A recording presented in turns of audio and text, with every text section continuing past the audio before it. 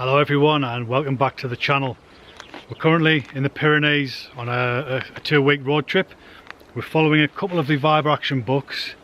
We're currently on the road book 22, which goes from Andorra to Barcelona, and then we're going to be following the Barcelona to Catalonia route. It's actually the Catalonia to Barcelona, but we're going to be doing it backwards anyway. Yeah, so I think this is night 3 on the road. We drove down through France into Andorra, and then we actually joined the Vibraction book on the Spanish side of the border because we couldn't find anywhere to camp in Andorra. Anyway, it's a bit of a long story, but we've been on the route all day. We're in an area that we passed through on our last Pyrenees trip in 2017, and it's been fantastic today. It's beautiful. The tracks have been great. Really quiet, beautiful scenery. Just typical Pyrenees landscapes. Yeah, so we've just found our first wild camp, so we're just going to get some food on and have a few drinks. It's about 5:45 now, so hopefully, we should have another good adventure.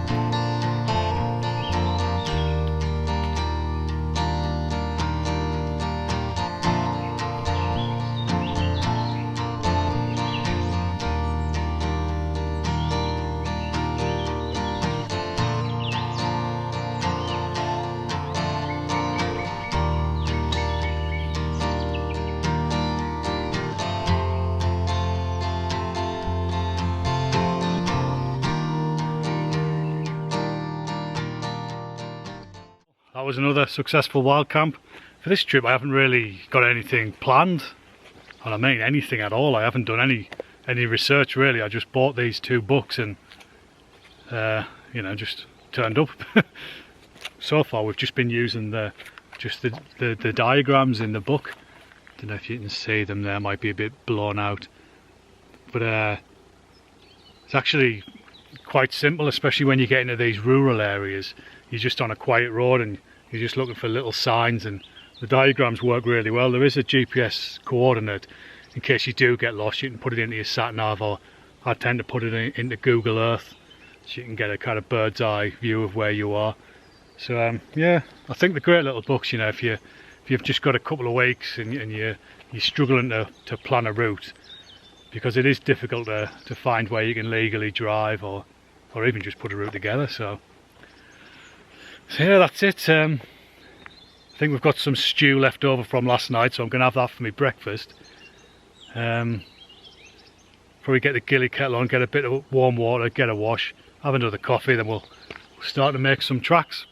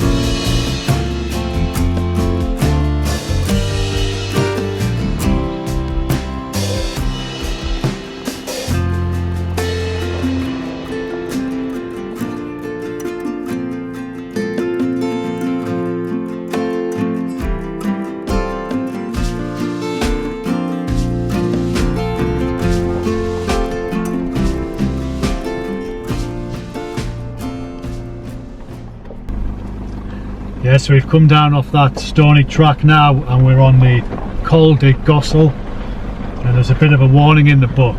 Part of this track is you can't get round it because it's just muddy and rutted. So we've gone from a really stony place to somewhere here that is really just soft soil. So there is a variation in the road book where you can avoid this like massively rutted area. So when I get to that point I might have a walk out and see what it's like. Yeah, so we've arrived at this point here. Just getting me hiking boots on because there's two separate ways you can go. The book tells you to go to the left, but apparently that's, like I said before, really rutted. And the advice is to go to the right. So I'm going to put me waterproof jacket on and have a good look. And if it's too much, I'm going to turn around. So I think these are the moments where you need to be thinking clearly. We're on our own. We can't get recovered. We haven't got a winch. So if I'm in doubt, I'm just going to turn the truck around and go back that way, and then, you know, maybe move round on the tarmac to the next part. So this is the badly rutted area. I don't think you can really see how bad it is on the camera, but I don't know. I think I could probably get down here, but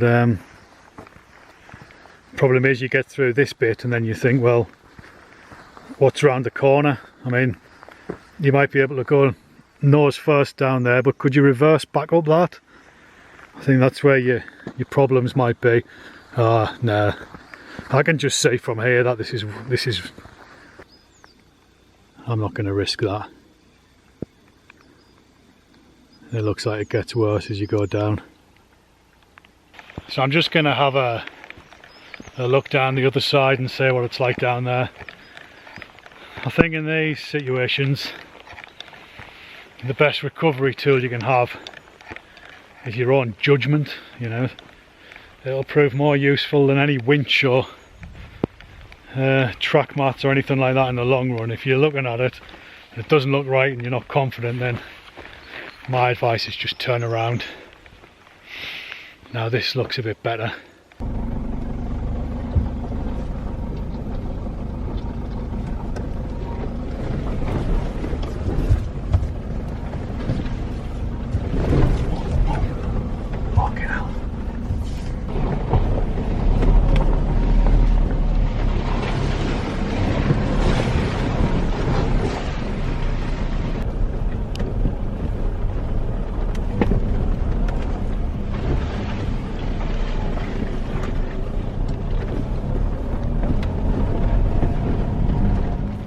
Well, that wasn't too bad a day. The trails got a bit more interesting the further we went, but it's 5 o'clock now. It's raining, so we've decided to just camp for the night. Found this lovely little place here.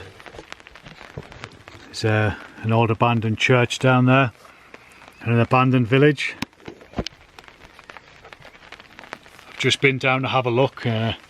When this rain stops, I'll head down with the camera and explore further. But what I'm going to do at the moment, I was in a bit of a hurry before I left for this trip, hence why I didn't do a lot of planning. There's a few jobs I missed out on as well, and one of them was I got like 7-pin electrics fitted because I was thinking about towing a trailer. I'll just give you a look. So it's been put on here, and obviously there's no other protection. So I've just gone through a fairly big ditch, and as you can see, it's just kind of like bent the hell out of it. So I'm going to take it off and bolt it up behind the bumper. I just hope it hasn't pulled any of the electrics out. But I'll be happy once that's sorted out. So I'll get on with that now. I've got a bin liner down there, stop myself getting hacky.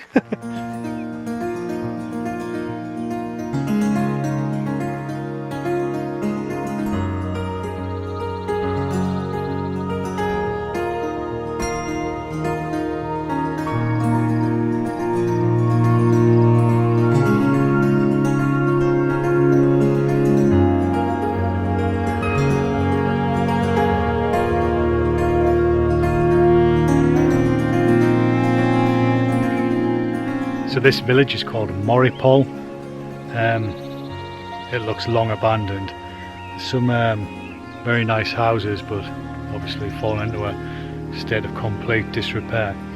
Apart from the church, I have to say, it looks like that's been restored at some point, and it looks great.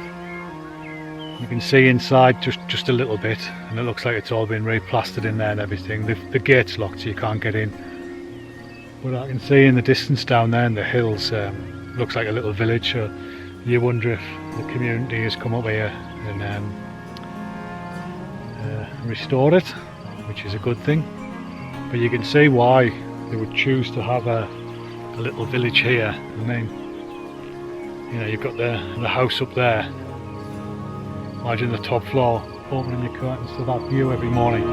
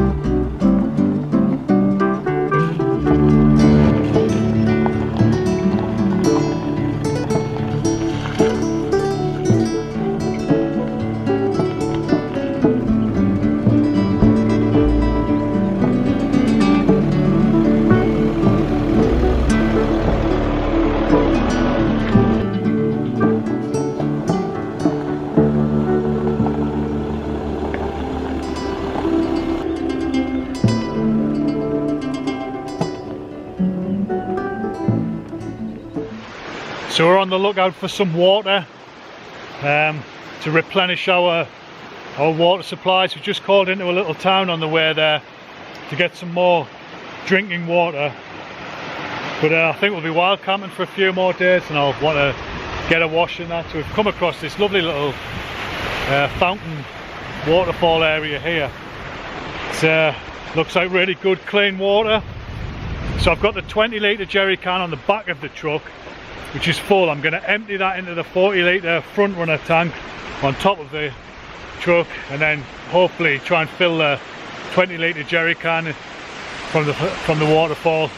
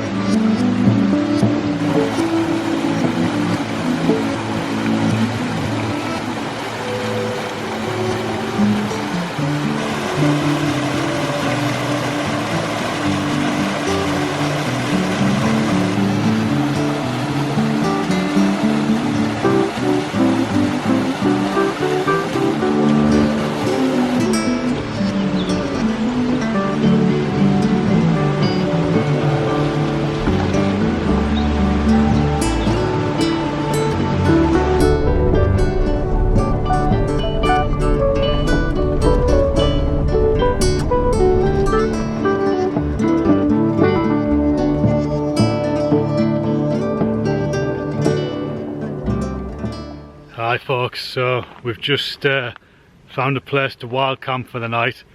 It's been quite a good day today. We've been through some cracking scenery on the route through, but we started to come down from the mountains now.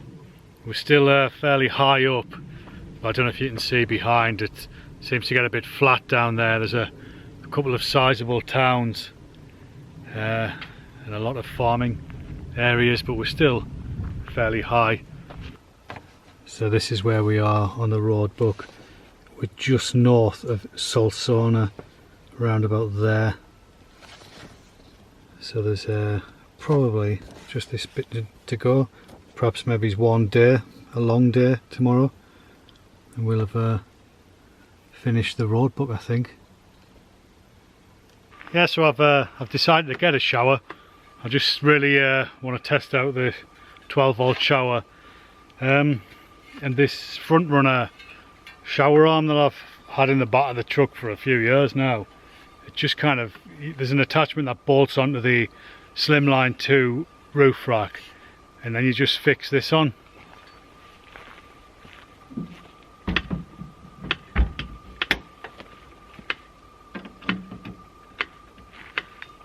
So it just fits on like that. It gives you a bit of an extension arm. I mean, I guess if you didn't want to buy one of them, I think that it was like 50 quid or something. You could just get a bit of a stick and, I don't know, tie it to the roof rack or something. It would probably work just as well. But that's kind of good. It elevates it a bit. And then I got a portable shower curtain. I'll just show you that as well. I bought this from Jed over at campervanculture.com.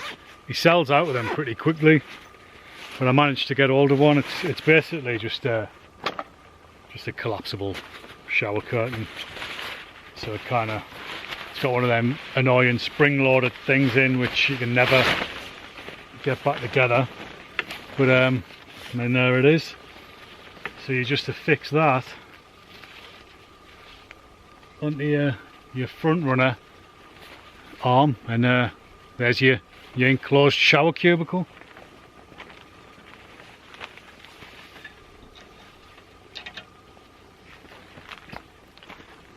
So there it is. I mean, you could probably get a shower out here stark bollock naked and I don't think anyone would see you, but at least that gives you a bit of privacy. And I've got a 12-volt shower which I'll show you. This is another bit of kit I've had in the, just permanently lives in the back of the truck, but I've never actually used it. It's just one of those ring 12-volt showers. You've just got a submergible pump there. Got a control box with an on-off switch, and then just a shower head. So I'm going to plug it into the into my 12-volt system, and I've got a bucket.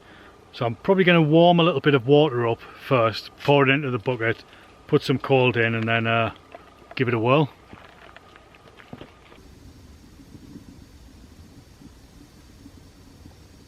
Yeah, well, that's brilliant. That worked great. I went in there. Might not look cleaner, but I feel cleaner. So I went in there. Trish was mocking me, but it worked brilliantly. It worked so well that she went in afterwards. But when I used it, I kept the bucket, I filled the bucket, kept it on the floor, but the pressure was a little bit weak.